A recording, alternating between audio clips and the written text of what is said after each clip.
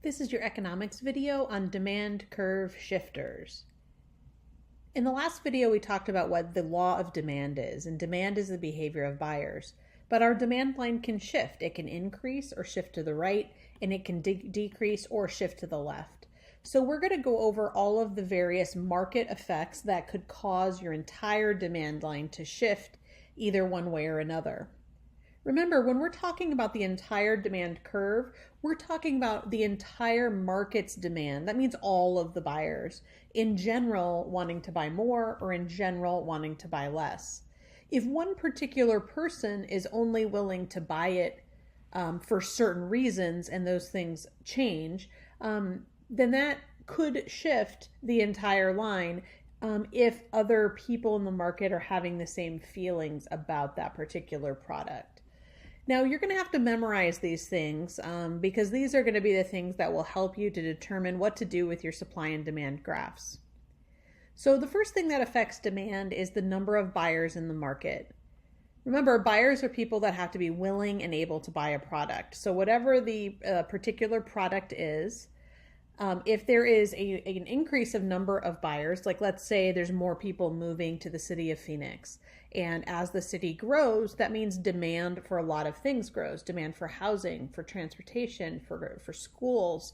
The demand for those go up because now there's more buyers here and they're looking to purchase things in the community that they live in.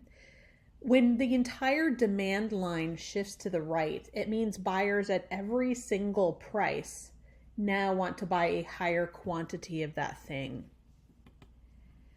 Now, in the opposite, if there were less buyers than there were before, then the demand would shift to the left. So if people were leaving a town and that town was seeing a decrease in population, then that would mean the entire demand line would shift to the left at all of possible prices.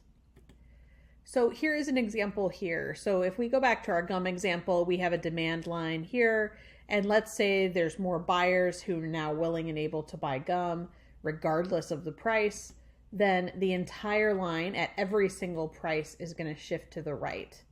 And now, in general, buyers are going to be buying higher quantities of packs of gum at generally higher prices as well. The second thing that can shift demand is the income of buyers. So even if we have the exact same amount of buyers, but now the buyers have either more or less income, assuming that this is for a normal good, which is most things, then income is positively related to demand. So as you get wealthier, you can spend more money on your house or your car or your child's education or going to the movies, whatever it happens to be a market for. An increase in income is going to cause a shift in the entire demand line to the right. If incomes go down, that demand line would shift to the left.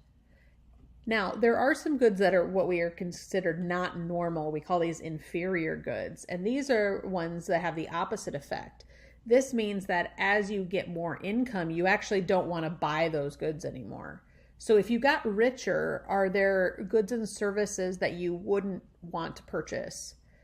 A lot of times inferior goods are cheaper versions, like generic versions of various products, lower quality sometimes products that you buy compared to if it's a normal good, and if you got more income, you might want to spend money on or more money on higher quality goods. The third one is related prices of related goods, and there's also two subcategories here. The first one we're going to talk about are substitutes. Substitutes are goods which consumers replace with one another. So if you go to the grocery store to buy ice cream, you could also substitute with frozen yogurt if you wanted. Ice cream, and let's say one brand of ice cream, Breyer's brand, can also be substituted with another brand of ice cream, Ben & Jerry's. But you can also substitute with frozen yogurt, or you could substitute with popsicles, or you could substitute with cake. Some of those substitutes are very close substitutes, like one brand of ice cream for another, and other are maybe more indirect substitutes, like cake and ice cream. Now, for a substitute, if the price of one good rises, that means less people are going to want to continue to buy the same amount of quantity of that good. And therefore, they're going to try to substitute with something that's relatively cheaper. So with substitutes, as the price of one good goes up, the demand for the other good goes up. So on Fridays, let's say you go out to lunch with your friends, and if you believe pizza and hamburgers are interchangeable or substitutes, then as the price of pizza goes up, then you and your friends might choose to go substitute with hamburgers that day, causing the demand for hamburgers to rise. The second type of related good we're going to talk about are complements. And complements are things that you often buy together. So with a complement, for example, peanut butter and jelly, a lot of times when people go to the grocery store and peanut butter is on their list, they also happen to pick up some other things that are placed on the shelves near peanut butter or goods that they often use together. And peanut butter and jelly are two examples here. Shampoo and conditioner. When you buy a computer, a lot of times you also buy a charger to go with it, and lots of accessories to go with our technology goods. So complements are things that are generally bought at the same time. So that means that if one is on sale and you go to, let's say, buy hot dogs, then you might also go and buy hot dog buns, even if they're not on sale, because they're complementary. This is also the reason why the grocery store will probably only put one of the two complementary goods on sale at the same time. They're going to put a sale on hot dogs, but they're going to increase the price on hot dog buns.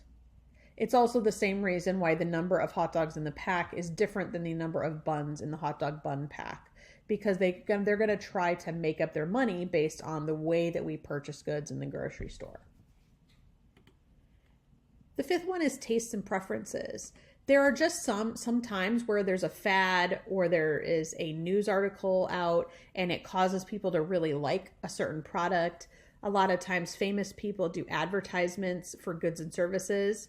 So when LeBron James decides to start doing commercials for Sprite, the demand for Sprite goes up.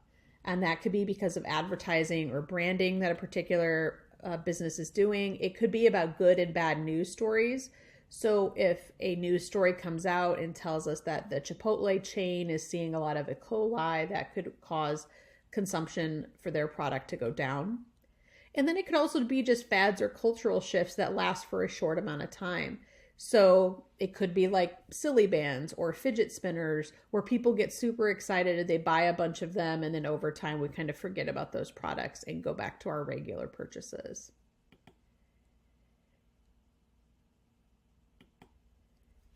The last demand shifter is expectations. Sometimes buyers think about what they think the future price of that good will be or the future of their income. So for example, if you know that you're going to get a raise in February, then people might start spending more in January. Or if you know that the price of a good, let's say you're in the market to buy a car, and you think something's going on in the market, that car prices are going to be cheaper in December. You might wait to buy your car until December. Thus, in June, car sales might go down, and then in December, car sales might go up. Now, for the market to shift, of course, this needs to be, a large group of buyers comparatively to what they were before. But sometimes there are things that go on in the market that can incentivize or disincentivize people from buying certain things. This also creates optimism and pessimism about the economy. If you think that our economy is about to go into a recession and you're afraid that you might lose your job, then what do? You stop buying goods. You might start saving your money. You might start shifting to cheaper substitutes. And because of that, demand for a lot of the things you would have purchased would go down. And so a lot of times when the economy is expecting a recession to happen, people actually start saving their money or doing less purchasing. For your active learning, all three of these questions I want you to answer in the market for Spotify Premium. So if you're looking at the market for Spotify Premium, what happens to the demand for Spotify Premium accounts? So go ahead and answer this on your active learning page.